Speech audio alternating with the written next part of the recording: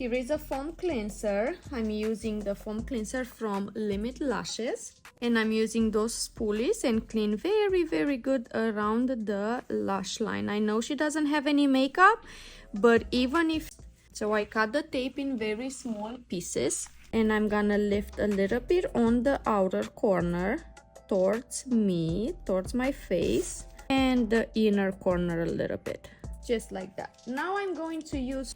Have you ever wondered how to create wispy volume? Then stay with me because I'm going to create a live model how to customize a wispy set right from the beginning. Guys, so before we start the set, I'm going to clean her eyes very well, and I'm just gonna work on this eye first, so you're going to see exactly. I usually work both eyes in the same time. I never work just one eye at a time, but because today I'm filming, I just want to work one eye so I don't have to move the camera many times. So here is a foam cleanser. I'm using the foam cleanser from Lashes, and I'm using those spoolies and clean very good around the lash line. I know she doesn't have any makeup, but even if she doesn't, or even if they don't have makeup, I still clean before. Now with a paper towel, I'm going to top. I never wipe, I just top and take all the soap off. Now I fold the paper towel on half, and then I'm going to rinse very good. When you rinse, don't be afraid to go very good, because you really want all the soap to come off. In and then slowly out, and then I'm gonna give it a good fan to dry, and in the same time I'm going to brush. Now I'm ready to use the gel pads. Let them open and look up, and on the corners I only hold the gel pad on the corner, touch the bottom lashes, and then let them close. You never touch the eyeball. So for example, right now if I open the eyes, there is nothing that will touch her eye. And then I'm gonna use this paper tape. I'm gonna cover the roots of the bottom lashes. I'm gonna lift one corner at a time, hold, tape, and take your finger off. Same situation in the inner corner, lift, tape, and take the finger off. I'm gonna use one more here, just because I want the tape to stay. And now I'm gonna use this next care plastic tape, and I'm gonna cut small pieces for stretching the skin, and then I'm gonna show you how to divide the layers and how to start with the spikes first. So I cut the tape in very small pieces, and I'm gonna lift a little bit on the outer corner towards me, towards my face, and the inner corner a little bit, just like that. Now I'm going to use two colors because I want to create a wispy. So I want to see where are my spikes, and also I want to see where I'm going to place my volume fans.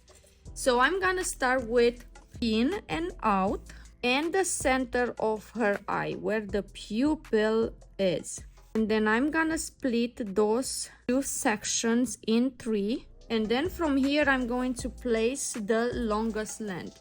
I'm gonna stay very short on the bottom because I'm gonna create the spikes longer. So for example, I'm gonna go up to 30 in on the spikes, some 12s, 11s. 12s, 11, and in the in corner I'm gonna do a few 10s. That means if my spike is 13, my volume fan will be somewhere around 10 or 11. It depends how dramatic you want to create the spike and the wispy. In my case, I'm going to stay by 11, so that will be my longest length, and then 10 and a 9. 10, 9, and in the little inner, I'm gonna do a few 9s. So this is how my map is going to be. Now, when you create anything like wispy, you can do two different techniques. You can do the spikes underneath, or you can do the spikes on the top. So for example, I'm gonna use a gel pad. I'm gonna use a tissue on the forehead, so I'm not gonna touch her skin. A gel pad, and then I'm gonna either cover the rest of the lashes to find the first layer, the layer that is closer to the lid, or I can pull all the lashes up and find out where my bottom layer is. And then you come and pick the first layer. As soon as you have the first layer out, then you start to apply the spikes. Now I let the skin go a little bit down, and then you start your spikes. I'm gonna do a few first. I'm gonna do some fans, and then I'm gonna film the rest once it's done. So this technique is when you want to create the spikes on the bottom. Most of the time what I do is creating the spikes and work with the spikes on top. So for example, I cover the rest of the lashes like a sandwich, and then you come and pick the top layer.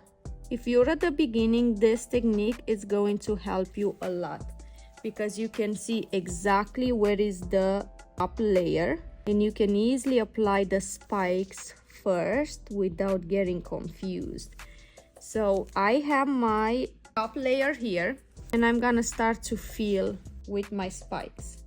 What I'm gonna use for my spikes is 0.10 because I want them a little bit more dramatic.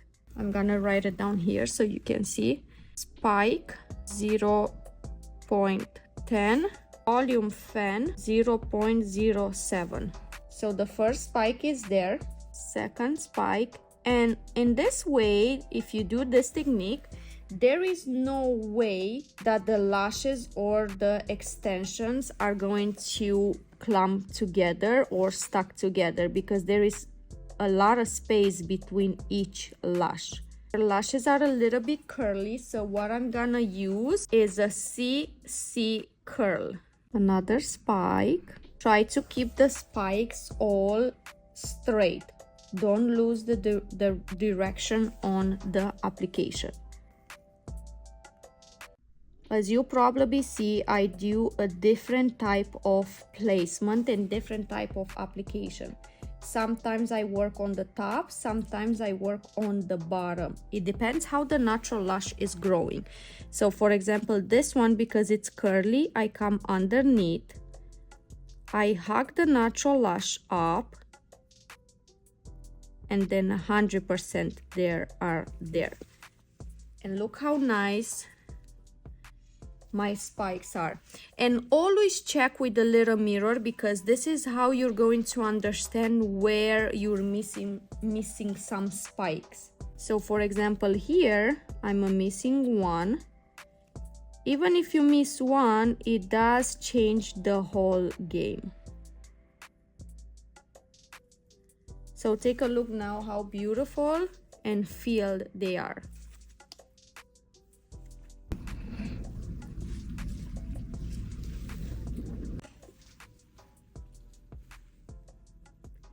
And I keep going with a few more.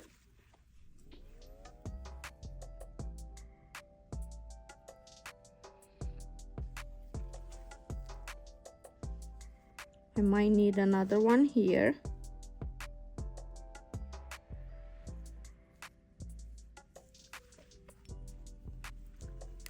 So remember, that was 13, 12, 11, 12, 11, and maybe 110.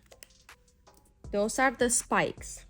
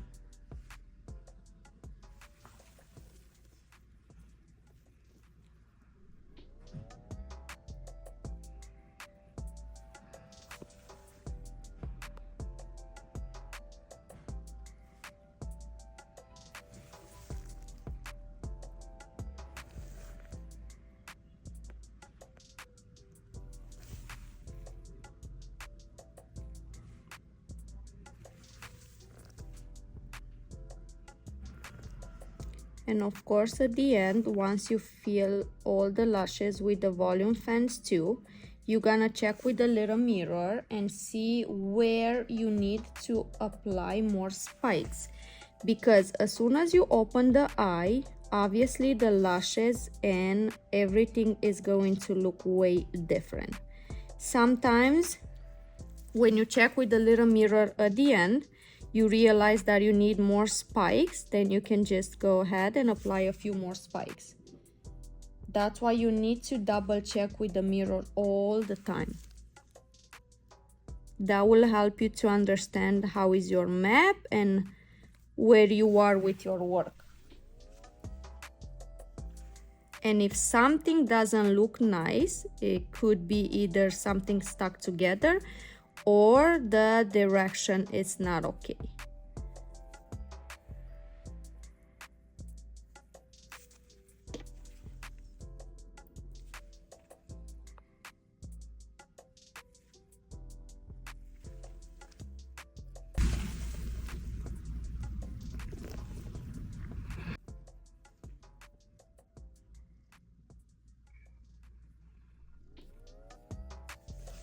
And I think for now that is good.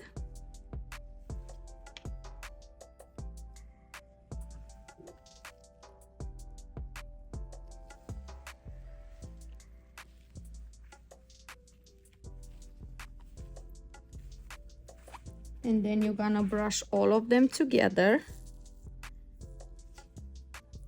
And now you can differentiate where the spikes are and the natural lashes underneath. And we have a lot of layers. So now between, we're gonna start filling them with some volume fans.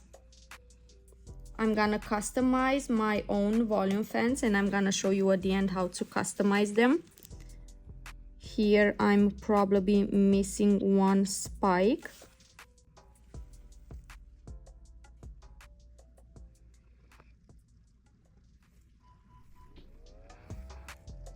And like I said earlier, you're going to apply more spikes as soon as you finish the whole set. Now volume fan. Remember we have the map with the black Sharpie. So that means here I need 10. I'm gonna isolate first until nothing touches my natural lashes. I'm gonna customize my volume fan. I can do either on top, either on the side, or either on the bottom. I use the top placement because my natural lash was a little bit straight, but most of her lashes are curly. So now let's find another lash. Because we are here in the 10, let's do another 10. My fans are between 5 to 6. Somewhere around that, and I'm using, like I said earlier, I'm using 0.07. I'm gonna go underneath because I have more grip, come up and make sure the fan is applied correct. Let me do one in the middle.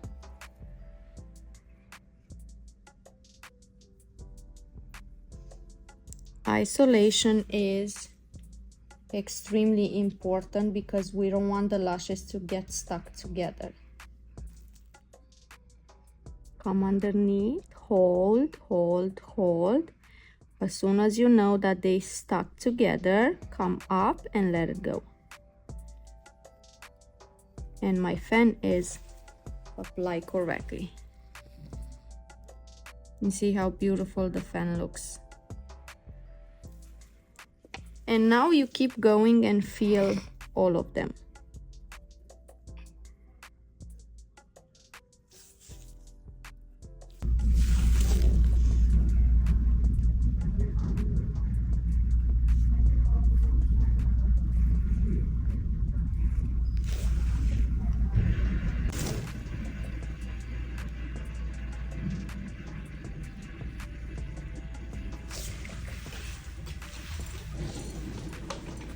Okay guys, just about to finish and I want to show you the final look. I still have a couple more spikes to probably apply on the corner, and as you see, my spikes are even. Beautiful, beautiful set. I think I need one more fan here.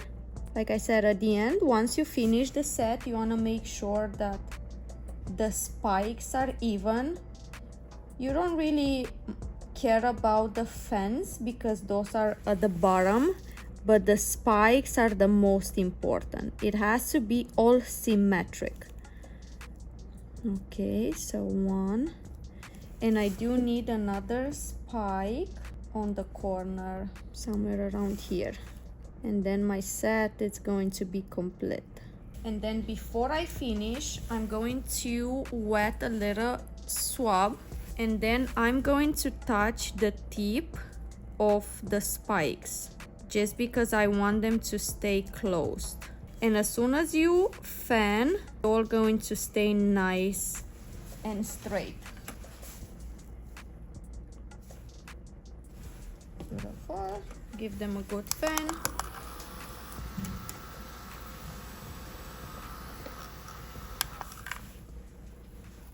And then make sure nothing is stuck on the bottom.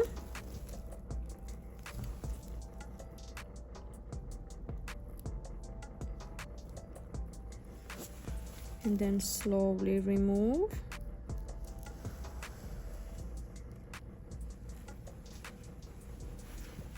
You can open, look up.